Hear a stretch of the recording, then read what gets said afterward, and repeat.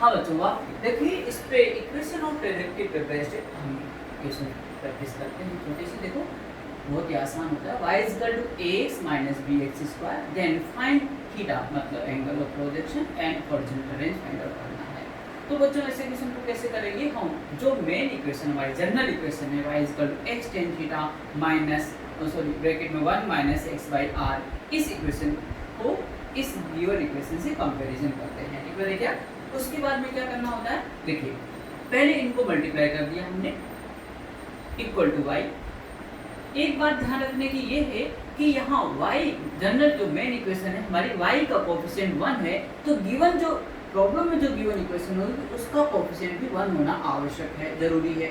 By the way क्या कहना चाहता हूँ, यहाँ पे 5 होता तो 5 से पहले आप डिवाइड करिएगा फिर आप कंपेयर कीजिएगा। ठीक है, तो आइए कंपेरिजन करते हैं। देखो y equal to x tan theta a, तो tan थीटा के स्थान पे कौन विराजमान है? a, तो tan theta equal to a, so we can write theta is equal to tan inverse a।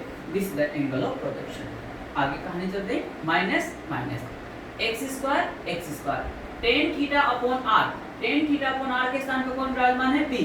तो सेकंड पॉइंट में हम बात करते हैं tan theta upon r is equal to b, और tan थीटा की वैल्यू क्या है? देखो a, तो a अपॉन r is equal to b, so r will be a by b। This is the horizontal range. तो इस तरह के क्वेश्चंस आपके आए तो इस तरह से आप कर लीजिएगा, नोट कर लीजिएगा।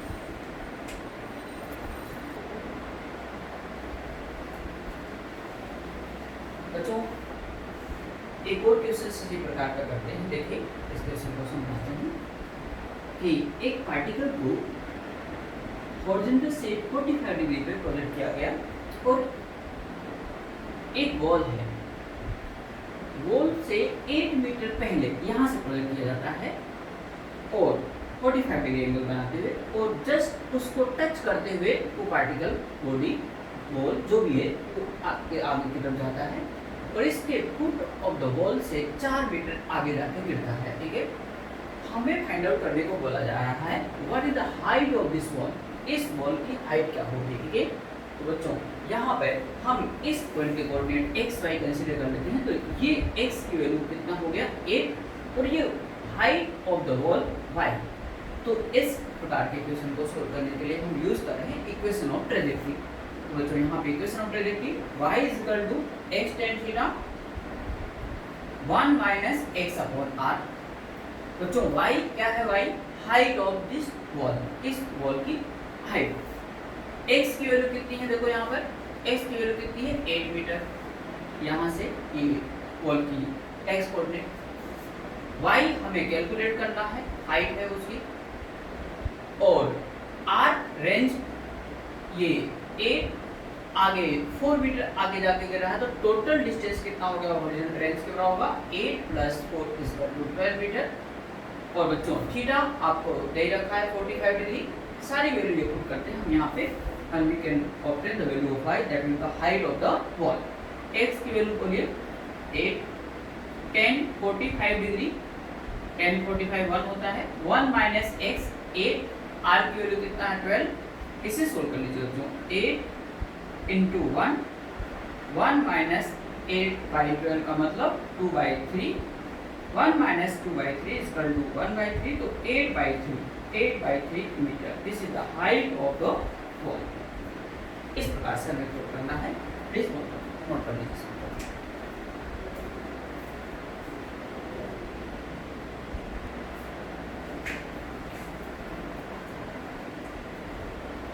नेक्स्ट क्वेश्चन देखते हैं बच्चों। A particle is projected at an angle theta with initial velocity u. After time t समय पश्चात वो मान लेते हैं p पॉइंट पे पहुंचता है और उसकी वेलोसिटी v है। तो ये वेलोसिटी v इनिशियल वेलोसिटी के परपेंडिकुलर है, यानी इन दोनों के बीच का एंगल 90 डिग्री है। तो हमें फाइंड आउट करना है what the value of v in terms of u। आइए बच्चों यहाँ पर ये वेलोसिटी, इसको थोड़ा हम आगे बढ़ा लेते हैं और इस वेलोसिटी की डायरेक्शन को हम इस तरह से ले जाते हैं। ये वेलोसिटी और ये इनिशियल के परपेंडिकुलर है, यानी ये एंगल कितना हुआ 90 डिग्री हो गया। और बच्चों इस एक्स एक्सिस यानी हॉरिजॉन्टल के पैरेलल एक में लाइन ड्रॉ कर रहा हूँ जिसे मैं एक्स डैश बोल रहा हूँ। ये एंगल थीटा, तो बच्चों ये एंगल भी थीटा होगा, ये वाला कितना सा, और ये टोटल एंगल कितना होगा 90। तो ये वाला एंगल कितना होगा 90 डिग्री माइनस थीटा होगा, ये एंगल 90 डिग्री माइनस थीटा। तो जो इस v का इधर कंपोनेंट लेंगे हम जानते हैं कि जिधर से एंगल बनता है उस डायरेक्शन में कंपोनेंट लेते हैं तो कोस कंपोनेंट आता है। तो v कोस लिखना होता है और जो एंगल बन रहा है उस एंगल को लिखना होता है, तो 90 डिग्री माइनस थीटा। और बच्चों इस u इनिशियल वेलोसिटी का इधर horizontal component u is equal to u cos theta होता ही है। और हम बहुत अच्छे से जानते हैं कि हॉरिजॉन्टल कंपोनेंट रिमेंस सेम, यानी ये u cos थीटा की वैल्यू इस हॉरिजॉन्टल कंपोनेंट के बराबर होना चाहिए, ठीक है। तो ATP according to problem you can say v cos 90 degree minus theta, ये हॉरिजॉन्टल कंपोनेंट इस हॉरिजॉन्टल कंपोनेंट का वेलोसिटी के बराबर होगा u cos theta. v cos 90 minus theta sin theta होता है equal to u cos theta, और v is equal to u cos theta upon sin theta. Next step में आपके पास बच्चों आ गया u cos थीटा। तो v की वैल्यू क्या हो जाएगी u cos थीटा इस नंबर।